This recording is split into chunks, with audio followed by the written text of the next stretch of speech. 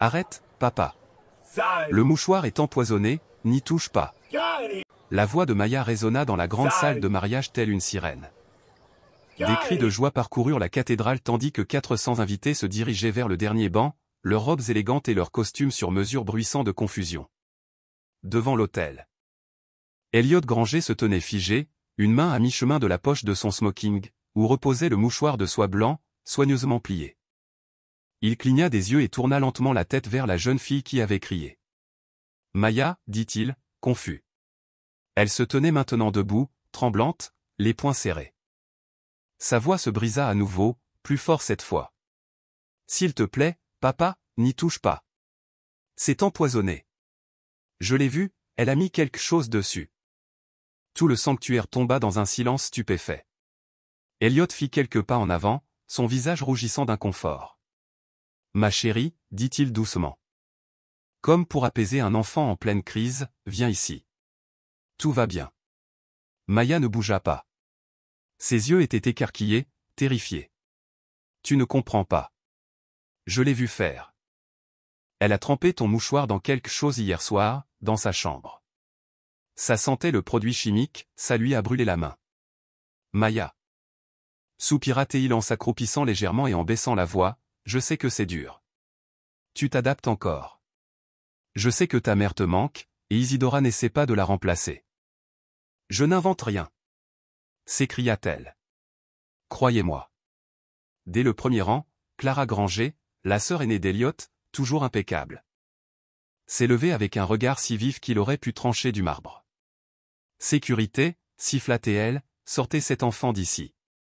C'est absolument honteux. » Isidora, debout à côté d'Elliot dans sa robe de dentelle blanche ajustée, laissa échapper un léger rire. Mais il n'y avait aucune joie dans ce rire, seulement une réflexion. Elle s'avança gracieusement, posant une main délicate sur le bras d'Elliot. « Ce n'est rien, dit-elle d'une voix douce et apaisante. Elle est perdue. Ça a été dur pour elle. Je comprends. » Mais les cris de Maya ne cessèrent pas. Ils s'intensifièrent, perçant le lourd voile de suspicion qui pesait désormais sur les invités. Des murmures s'élevèrent, d'abord incertains, puis interrogatifs. Elliot fronça les sourcils. Il se tourna vers sa fille, une lueur d'hésitation traversant son visage. « Maya, dit-il prudemment, tu dois te calmer. Ce n'est ni le moment ni l'endroit. On pourra parler après. » « Non. » interrompit-elle en fouillant dans son petit sac à main, les mains tremblantes. Elle en sortit une petite clé USB et la brandit. « Regarde ça. S'il te plaît, regarde ça, papa. C'est sur la caméra de la voiture. Marcus me l'a copié. » Les doigts d'Isidora se resserrèrent autour de son bouquet. La voix de Maya se brisa à nouveau. « Ça la montre. Elle a trempé ton mouchoir dans quelque chose.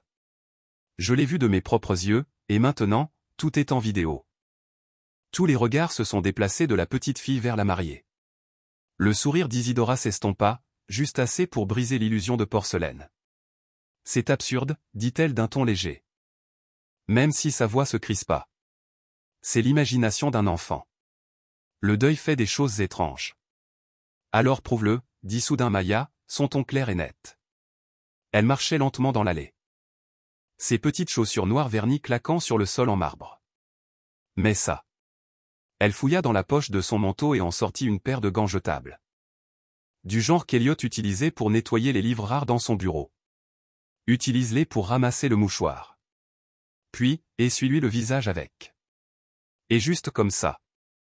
La vérité trembla au bord du silence. Dans ce silence, avec la voix tremblante d'une petite fille et une paire de gants, le pouvoir dans la pièce a commencé à changer. Si son courage vous a touché, laissez un commentaire ci-dessous.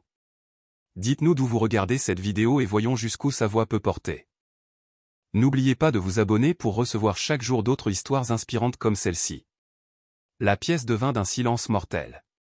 Isidora pâlit. « Vas-y, » murmura Maya. « Si c'est sans danger, ça ne la dérangera pas. » Elliot resta figé, tiraillé entre deux impossibilités. La salle semblait retenir son souffle. « Je... » commença Isidora, puis s'interrompit. Ses bras restèrent inertes le long du corps. Elle ne bougea pas. Son sourire avait disparu. Un battement passa. Puis un autre. Quelqu'un toussa dans le public. Un invité a murmuré trop fort. Pourquoi ne le prouverait-elle pas? Le sort s'est brisé. La main d'Elliot se tendit lentement vers le mouchoir non pas avec ses doigts, mais avec les gants que Maya venait de lui tendre. Il le retira et le présenta à la lumière. C'est à ce moment-là que tout a commencé à se défaire. Et Maya. Maya se tenait là, respirant fort, les yeux rouges mais fixes. Ce n'était que le début. Elliot Granger tenait le mouchoir entre ses doigts gantés, le fixant comme s'il était devenu un objet étranger, quelque chose qui n'était plus cousu de souvenirs, mais palpitant d'une menace silencieuse. La soie blanche ne ressemblait plus à un symbole de tradition. Elle ressemblait à un piège. Il tourna lentement son regard vers Isidora. « Est-ce vrai ?» demanda-t-il d'une voix basse mais ferme. Isidora cligna des yeux, puis laissa échapper un rire doux et incrédule. « Chérie, tu ne peux pas être sérieuse. Je te pose une question. » Elle se redressa, son voile tremblant sous ce mouvement subtil. Sa voix restait posée, mais son sourire avait disparu. « Bien sûr que non. Jamais. C'est absurde, Elliot. Ce n'est qu'une enfant. Elle est clairement dépassée. » Mais Elliot ne la regardait plus. Il regardait Maya. Elle se tenait dans l'allée centrale, les poings toujours serrés, les épaules tremblantes. Son regard, cependant, était fixe. Il y avait quelque chose qui le glaçait plus que n'importe quelle accusation. Le chagrin. Ni peur, ni rage, ni même défi. Juste ce regard calme et blessé que seul un enfant peut donner lorsque quelqu'un qu'il aime choisit de douter de lui. Il l'avait déjà vu. Dans les yeux de sa défunte épouse lorsqu'il avait encore manqué un dîner. Dans les yeux de sa sœur Clara, bien avant qu'elle ne devienne fragile. Et maintenant, à Maya. Une fille qui avait perdu sa mère, sa maison, et maintenant, peut-être lui. Isidora s'approcha, sa voix redevenue douce, répétait. « Elliot, s'il te plaît. Allons à la sacristie. On réglera ça en privé. Ça ne doit pas gâcher notre journée. » Maya parla à nouveau, la voix brisée. « Si tu lui essuies le visage avec ce gant, tu le sauras. C'est tout. C'est tout ce que je demande. » Les murmures résonnaient désormais plus fort, déferlant sur les bancs comme une marée montante. Paul Chandler, partenaire commercial de longue date d'Elliot, s'est penché en avant depuis la deuxième rangée. « Tu sais, j'ai vu cette gamine grandir, » murmura-t-il à Clara. « Elle est vive comme un roc. Pas une reine du drame. » Clara leva les yeux au ciel. Mais ne dit rien. Sa mâchoire était serrée. Elliot hésita. Les caméras tournaient. Les journalistes chuchotaient déjà les gros titres dans leurs montres connectées. Son empire tout entier reposait sur le contrôle, la perception du public, la clarté du message, la fluidité du récit.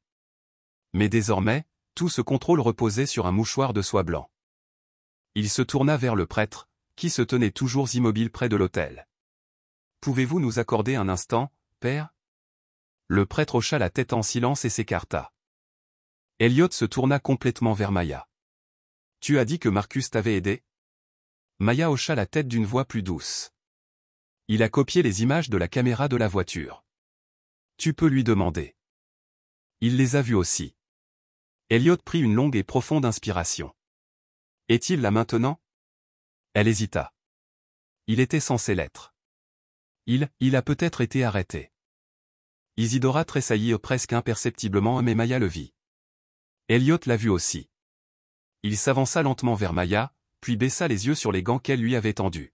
« Tu veux que j'utilise ce tissu sur son visage ?» Oui. Le silence qui suivit était plus fort que n'importe quelle note d'orgue. Elliot regarda le tissu une fois de plus. « Isidora. Le permettras-tu » Elle fit un pas en arrière. « Je ne me laisserai pas insulter ainsi devant toute la ville. » « Ce n'est pas une réponse, » a crié Paul Chandler. Elliot fronça les sourcils. « Isidora, je te l'ai demandé.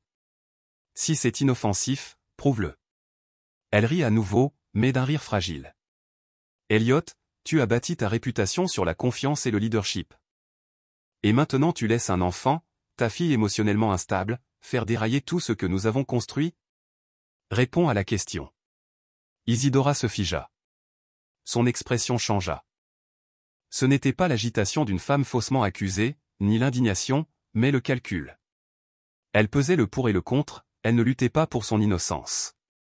Et à ce moment-là, Elliot a su. Le silence fut rompu par le bruit des pas. Un jeune homme en costume noir, l'un des huissiers de l'église, descendit l'allée en courant, essoufflé. « Monsieur Granger, il y a eu un accident. » Marcus Cole. On a retrouvé sa voiture au coin de la 5e avenue et de Broad. Quelqu'un a sectionné ses freins. Il est aux urgences à Saint-Vincent. Maya halta. Elliot pâlit.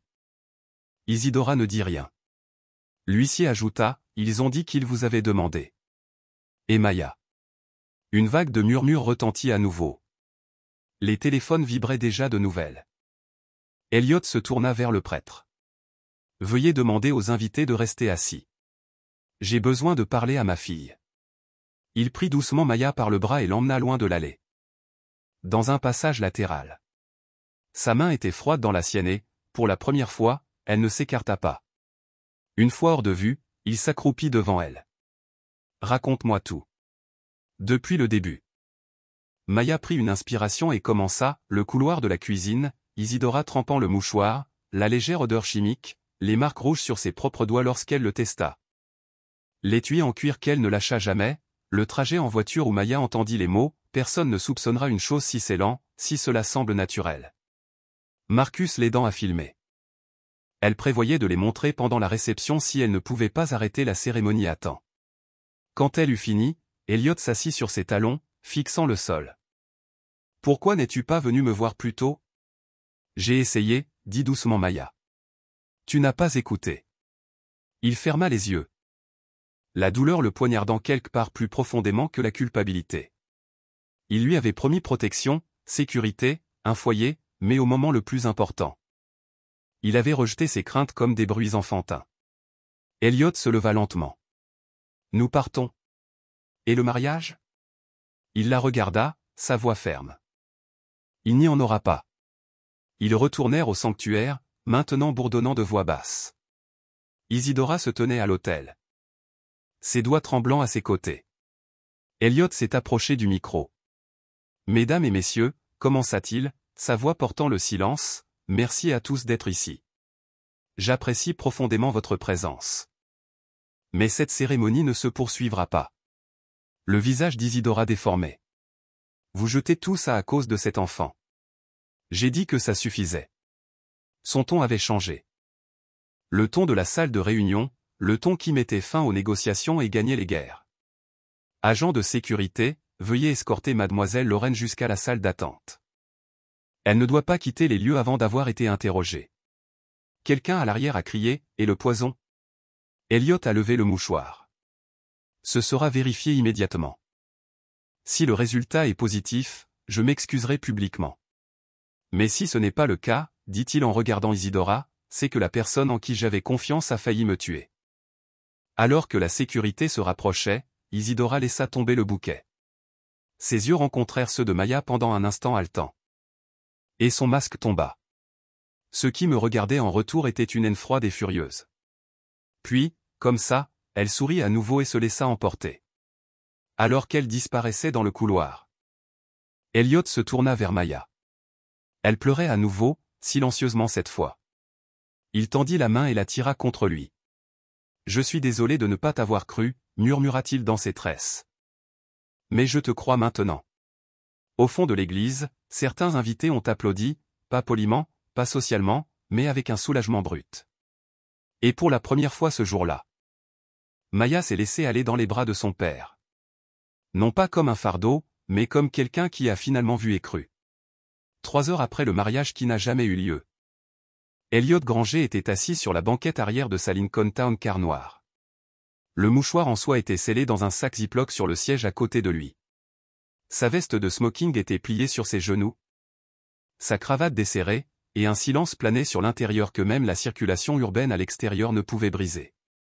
Maya était assise à côté de lui, les épaules voûtées. Ses doigts jouant avec le bord de sa manche. Elle n'avait pas beaucoup parlé depuis qu'ils avaient quitté la cathédrale. Elle avait à peine touché le jus que quelqu'un lui avait donné au presbytère. Lorsque la presse avait envahi les marches d'entrée, elle s'était instinctivement reculée derrière les jambes d'Elliot, comme si elle avait peur d'être à nouveau visible. Il lui jeta un coup d'œil, remarquant à quel point elle paraissait petite. 9 ans, mais portant quelque chose de bien plus lourd que ce que n'importe quel enfant devrait porter. « Nous allons à l'hôpital, dit-il doucement, la regardant tressaillir légèrement au son de sa voix. Pour voir Marcus. Elle hocha la tête mais ne parla pas. Veux-tu m'en dire plus sur la vidéo, a-t-il ajouté après un moment. Maya hésita. Puis fouilla dans son petit sac à main et en sortit à nouveau la clé USB. Elle le lui tendit comme s'il était sacré. Marcus a fait 2 copies, murmura-t-elle. Au cas où quelque chose lui arriverait. Elliot l'a pris avec précaution. Et ça a tout? Elle hocha la tête. Depuis la caméra de la voiture, la veille du mariage. Elle ne savait pas qu'elle enregistrait. Elle était au téléphone et disait qu'elle ne pouvait plus attendre. Que le timing était parfait. Que le mouchoir donnerait un aspect naturel. Un muscle de la mâchoire d'Elliot se contracta. Il regarda droit devant lui, les lèvres fines et serrées. Elle a dit qu'au moment où les gens s'en rendraient compte, il serait trop tard pour le retrouver, a ajouté Maya. Elle a dit que 800 millions valait la peine d'attendre. Elliot se tourna lentement vers elle. Les yeux plissés. Elle a dit exactement ce montant? Maya hocha la tête.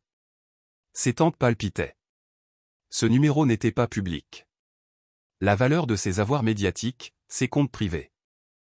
Et même les termes de son testament révisé, seule une poignée de personnes le savaient. Il avait mis à jour les documents il y a 2 semaines pour inclure Isidora comme bénéficiaire. Il déglutit difficilement. Elle savait. Elle l'a fait, murmura Maya. Ils sont arrivés à St. Vincent par l'entrée latérale, contournant les journalistes campés près des urgences. Un agent de sécurité les a laissés entrer discrètement et, en quelques minutes, ils se trouvaient devant la chambre de Marcus. Le vieux chauffeur était allongé dans le lit, une Minerve maintenant sa tête droite, un bras en écharpe. Mais ses yeux se sont illuminés quand il les a vus. « Patron », dit Marcus avec un sourire forcé. « Petit. » Maya se précipita à son chevet, attrapant sa main libre. « Tu vas bien. »« Je suis en un seul morceau, » dit-il, un peu piqué, un peu craquelé, mais j'ai connu pire. En 72, je... Elliot s'avança, le coupant doucement. Marcus. Merci pour tout. Marcus hocha lentement la tête. Tu l'as vu? Pas encore. Maya m'a dit ce qu'il y avait dessus. Alors tu voudras le regarder bientôt. Dit Marcus. C'est convaincant. Je la crois. Dit Elliot. Je vous crois tous les deux maintenant. Les yeux de Marcus s'adoucirent. Ça t'a pris assez de temps. Cela a provoqué un léger rire chez Maya. Je dois être sûr, dit Elliot. Non seulement pour ma sécurité, mais aussi pour la sienne. Si l'affaire est portée devant les tribunaux, si cette femme travaille avec quelqu'un. Elle l'est? Interrompit Marcus. J'ai entendu un de ses appels. Elle a évoqué des plans B. Au pluriel. Elle n'agissait pas seule. Elle était trop calme, trop préparée. Ce n'était pas sa première fois. Elliot se redressa. Elle a déjà donné le nom de quelqu'un? Pas clairement. Mais je me souviens qu'elle a dit à Dimitri que c'est sur la bonne voie. Dimitri? Répéta Elliot. Pas de nom de famille? Mais elle l'a utilisé comme si elle s'attendait à ce qu'il sache ce que cela signifiait. Maya laissa échapper un léger halètement. Je crois que j'ai déjà entendu ce nom. Les 2 hommes se tournèrent vers elle. 2 fois, dit-elle. 1 fois. Alors qu'elle était au téléphone dans le couloir, elle a dit ça très vite, comme si elle ne voulait pas que quelqu'un l'entende. Et 1 fois, dans la cuisine. Elle a laissé tomber son téléphone et je l'ai ramassé. Le dernier message portait un nom en haut, Demetri, puis il a disparu. Elliot expira. Cela va plus loin que je ne le pensais.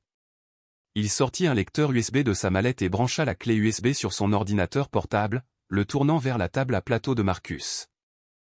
Maya et Marcus se penchèrent tous deux en avant, regardant l'écran prendre vie. Les images de la voiture ont commencé, net. clair et horodaté. Isidora entra dans le véhicule avec son élégance habituelle, s'installant sur le siège arrière tout en étant au téléphone. Sa voix était joyeuse au début. Mais au moment où elle pensait être seule, elle a changé. C'est dans la doublure, dit-elle, imprégnée dans les fibres. Il va d'abord transpirer, puis avoir des vertiges. On dirait un coup de chaleur. Le temps qu'il fasse des examens, j'aurais déjà organisé les funérailles. Elliot s'est figé. La séquence continue. Elle fouilla dans son sac à main de créateur et en sortit le mouchoir brodé, le posant à plat sur son genou. Puis, à partir d'un petit flacon en verre, elle a ajouté quelques gouttes supplémentaires d'un liquide clair au centre. Elle n'a même pas bronché cette fois. Il suffit de tamponner les bords avec un mouchoir et de le plier comme un cadeau. Parfait, murmure-t-elle dans la vidéo. Il mourra en tenant dans ses mains l'objet que sa femme lui a donné. Quelle poésie! Maya détourna le regard. La main de Marcus se resserra légèrement. Elliot ne dit rien pendant un long moment. Puis finalement, il a fermé l'ordinateur portable. Elle l'aurait fait. Murmura-t-il. Elle m'aurait laissé mourir à l'hôtel. Non, murmura Maya. Elle n'aurait pas attendu. Elliot haussa un sourcil. Elle avait un plan B. Je pense qu'elle allait faire pire. À la réception, pendant que les gens dansaient, sans que personne ne la voie. Elliot la regarda pendant un long moment. Tu as dit qu'elle s'est brûlée en le testant? Oui. La peau de ses doigts est devenue rouge. Tu as toujours cette vidéo? Maya hésita, puis secoua la tête. Elle l'a supprimée de son téléphone. Je l'ai vue juste après l'avoir surprise en train de le tester. J'avais trop peur pour l'en empêcher. Tu en as fait assez, dit fermement Marcus. Vous avez vu ce que les adultes ont manqué. Vous lui avez sauvé la vie. Non, murmura Maya. Je ne voulais tout simplement pas perdre un autre père. Les mots ont frappé Elliot à la poitrine. Il ne s'était pas considéré comme tel. Pas vraiment. Il était son tuteur, son soutien, le dernier souhait de sa défunte mère, mais pas son père. Jusqu'à maintenant. Il s'est rapproché. S'est agenouillé à côté d'elle et lui a doucement touché la main. Tu ne m'as pas perdu, Maya. Tu m'as sauvé. Et désormais, je ne me contenterai plus de t'entendre, je t'écouterai. Des larmes lui montèrent aux yeux. Un coup les interrompit. Un détective en costume anthracite entra dans l'embrasure de la porte et ouvrit un badge. Monsieur Granger, je suis l'inspecteur Fields. J'ai quelques questions à vous poser, ainsi qu'à mademoiselle Bennett. Elliot s'est levé. Nous sommes prêts. Le détective hocha la tête. Tout d'abord, merci d'avoir conservé ces images. Ensuite, nous venons d'apprendre que mademoiselle Isidora Lorne n'est pas celle qu'elle prétend. Son vrai nom est Ilsa Vuloff. Interpol la recherche depuis 5 ans. Les yeux de Maya s'écarquillèrent. Elle a été liée à 3 décès en Europe, a poursuivi Fields. Tous des hommes. Tous riches. Tous victimes de causes naturelles jusqu'à maintenant. Ces images vont faire toute la lumière sur cette affaire. Est-elle toujours en détention? Demanda Elliot. Oui, mais elle prend des avocats, et vite. Elle ne dit pas un mot. Elle n'aura pas à le faire, murmura Marcus. Ses yeux en disaient long. Fields hocha la tête. Nous organisons une protection rapprochée pour Maya. Si cela fait partie d'un réseau, il pourrait y avoir un risque. Elliot n'a pas hésité. Je veux une sécurité armée à la maison. Aucune exception. Nous nous en occuperons. Alors que le détective s'éloignait, Maya leva les yeux vers Elliot. Est-ce que ça veut dire que c'est fini? Il marqua une pause, puis répondit honnêtement. Non. Cela signifie que nous ripostons enfin. Et Maya, fatiguée, meurtrie, mais intacte, hocha la tête. Elle était prête. Le lendemain matin, le soleil se leva froid et gris sur Manhattan. Comme si la ville elle-même avait ressenti le poids de la trahison qui pesait sur le domaine Granger. Elliot se tenait près de la fenêtre de son bureau à domicile. Une tasse de café noir intact refroidissant dans ses mains. En bas, ChatGPT a dit. Maya finissait son petit déjeuner sous la protection discrète de 2 gardes armés en civil. L'un était assis près du hall d'entrée, faisant semblant de lire un journal, tandis que l'autre surveillait une vidéo de sécurité en direct depuis la chambre d'amis. Elliot avait transformé cette pièce à la hâte en poste de commandement.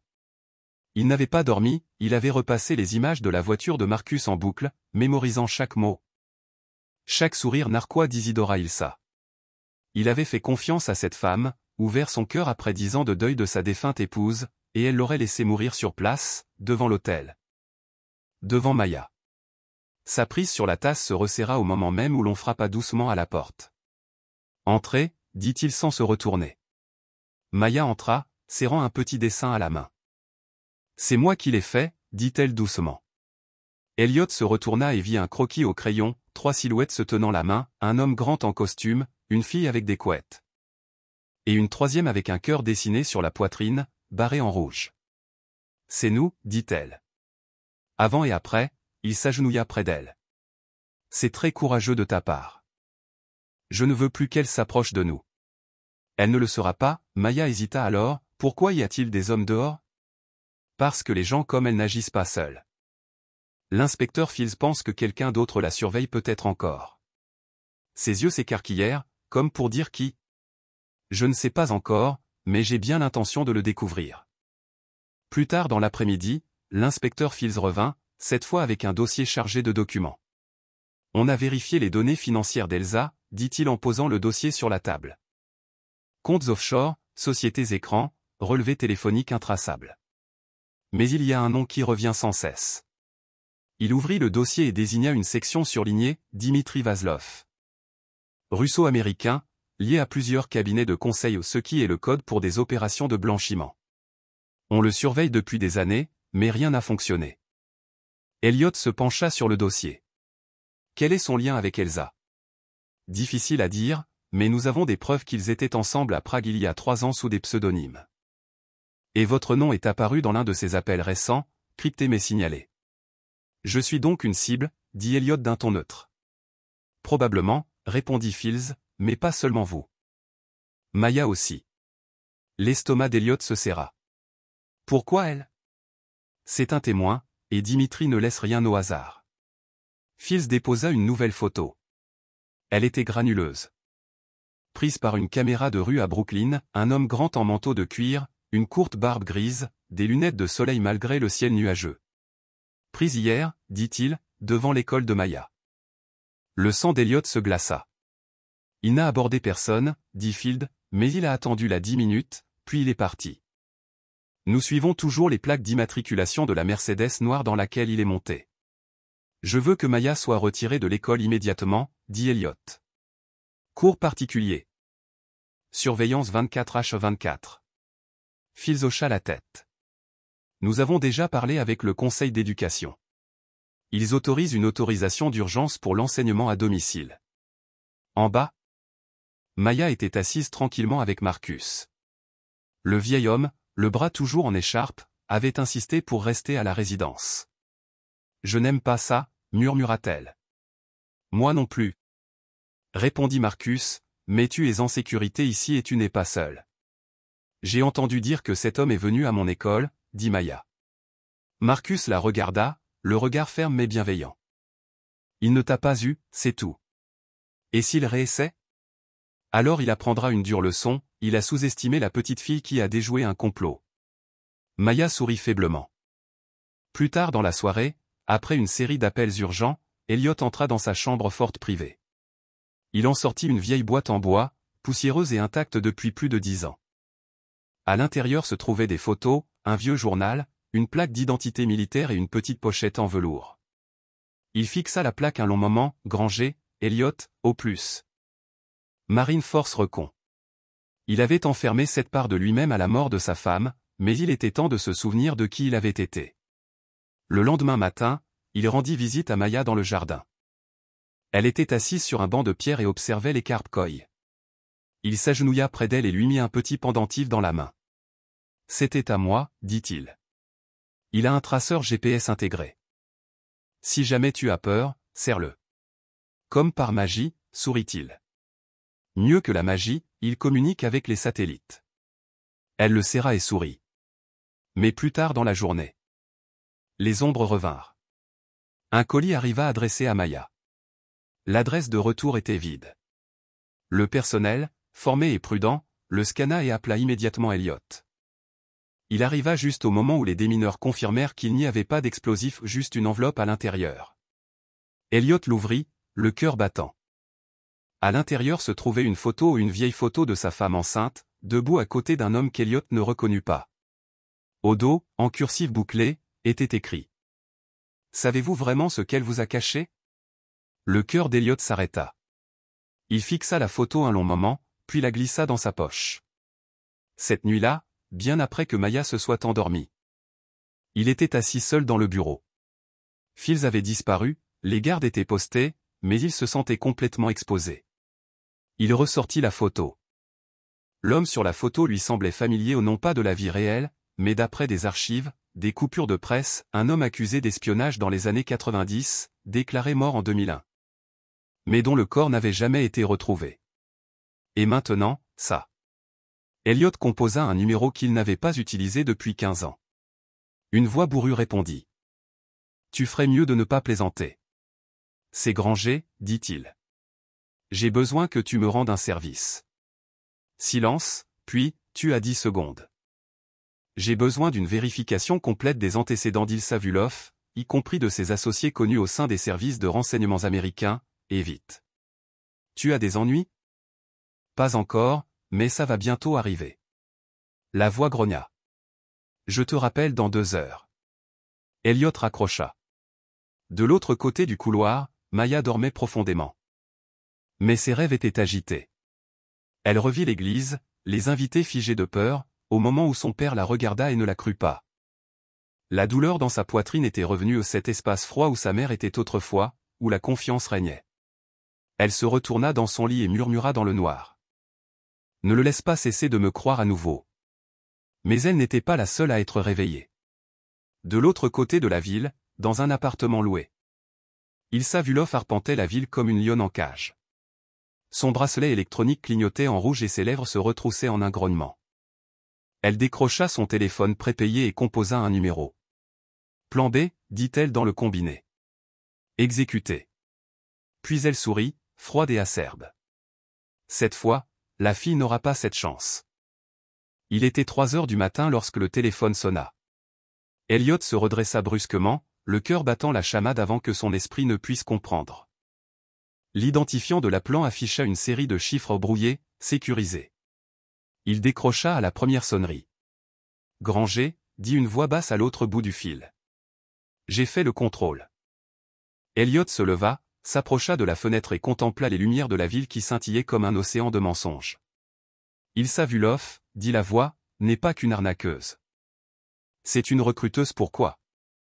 Pour le projet Hades, un programme d'opération secrète officiellement démantelé en 2009, mais toi et moi savons tous les deux ce que signifie « démanteler ». La mâchoire d'Elliot se serra. Elle a attiré des étrangers, les a séduits, les a fait chanter, les a mariés ou tout cela avec un jeu plus long. Tu étais juste le suivant sur la liste. Et Dimitri? C'est lui qui gère le nettoyage. Il y eut un silence. Encore une chose. J'ai retracé la photo que tu as. La femme enceinte? Ce n'était pas ta femme. Le sang d'Elliot se glaça. C'était Elsa. Il y a 15 ans, enceinte de Dimitri. Cette fille que tu croyais être ta fille, Machi, n'est pas biologiquement la tienne. Elliot recula comme frappé. Le téléphone faillit lui échapper des mains. Ça va? Demanda la voix. Il ne répondit pas. Je vous enverrai le rapport complet, crypté, mais vous devez vous décider vite. Si ce n'est pas votre fille, vous êtes peut-être son seul protecteur. La ligne fut coupée. Au lever du soleil, Elliot était assis à la table à manger, son café encore intact fumant devant lui. Maya entra en trombe dans la pièce, chaussée de ses pantoufles duveteuses. Serrant son carnet de croquis contre sa poitrine. Je nous ai encore dessiné, dit-elle, les yeux brillants. Il leva lentement les yeux, le cœur brisé. Elle ressemblait tellement à la fille de cette vieille photo. Maya, dit-il doucement, te souviens-tu de quelque chose d'avant ton arrivée ici? Elle cligna des yeux. Juste une dame aux cheveux blonds. Elle me donnait des pièces en chocolat, mais c'est tout. Elliot hocha lentement la tête. Il tendit la main par-dessus la table et prit sa petite main dans la sienne. Tu sais que je t'aime, n'est-ce pas? Ça ne changera jamais. Son sourire s'élargit.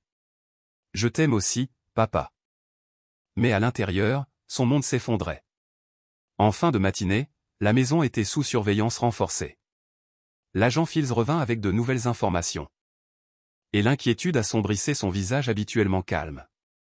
Nous surveillons les agents Vaslov connus.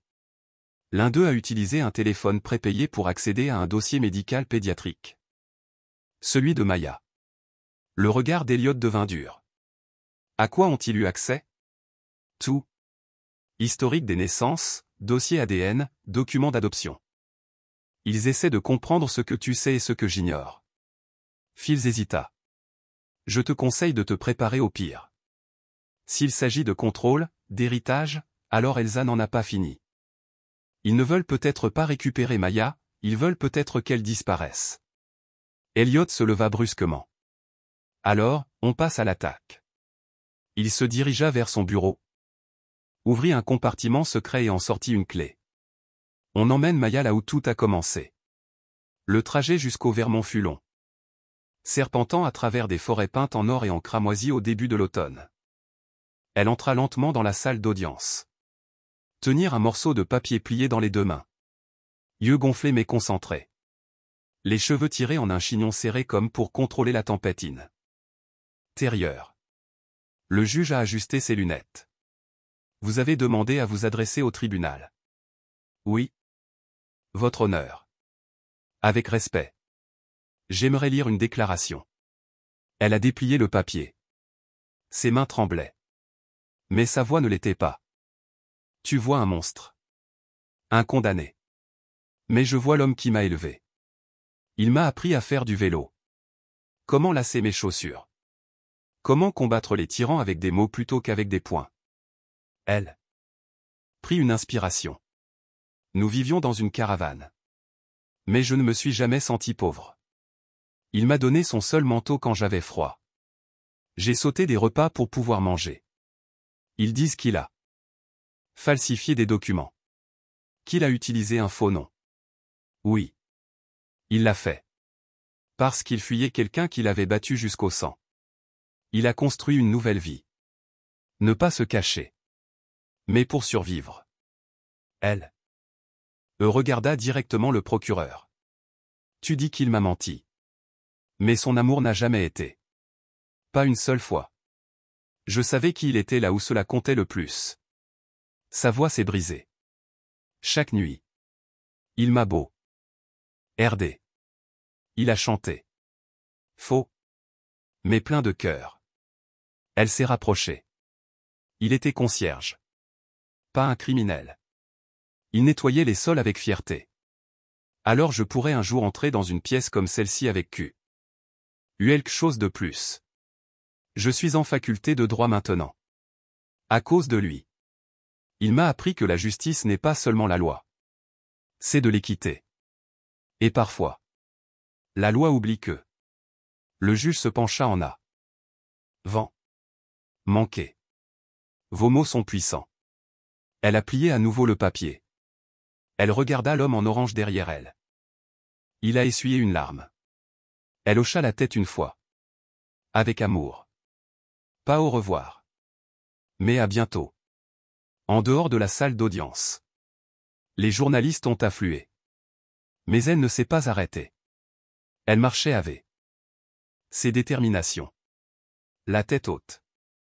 Lorsqu'on lui a demandé. Elle a simplement dit. Il m'a donné un nom. Maintenant je lui donne ma voix. À l'intérieur. Le juge a enlevé ses lunettes. Et pendant un instant. Le marteau est resté immobile.